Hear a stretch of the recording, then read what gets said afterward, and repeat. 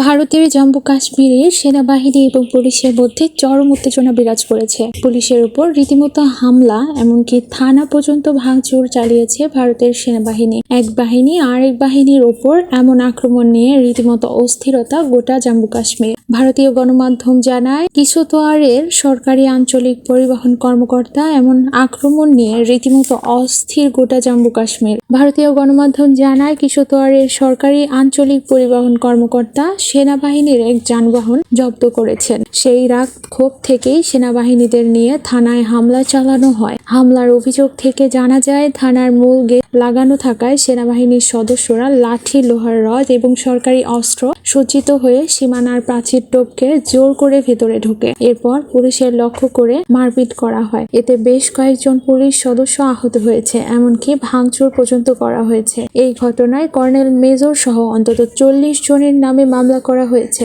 Police বলেছে, পরিকল্পিতভাবে তাদের উপর এই হামলা চালানো হয়েছে। এই ঘটনায় হতবাক সেনা সদস্য। তারা বলছে, দোষীদের চিহ্নিত করে তাদের বিভাগীয় শাস্তি নিশ্চিত করা হবে। পুলিশের উপর হামলা, তাতে ইউনিফর্ম ছিঁড়ে ফেলা, গাড়ি নিয়ে প্রধান ফটক ভাঙচুরের ঘটনা দিল্লি পর্যন্ত গড়িয়েছে। সুষ্ঠু তদন্তের নির্দেশ দেওয়া হয়েছে। এই ঘটনার পর থেকে পুলিশ এবং সেনাবাহিনীর মধ্যে এক চাপা উত্তেজনা কাজ করছে। জম্মু কাশ্মীরের কিশতওয়াড়ের থমথমে পরিস্থিতি বিরাজ করছে। নতুন করে অপ্রীতিকর ঘটনা এড়াতে গোটা এলাকায় বাড়ানো হয়েছে নিরাপত্তা পরিস্থিতি।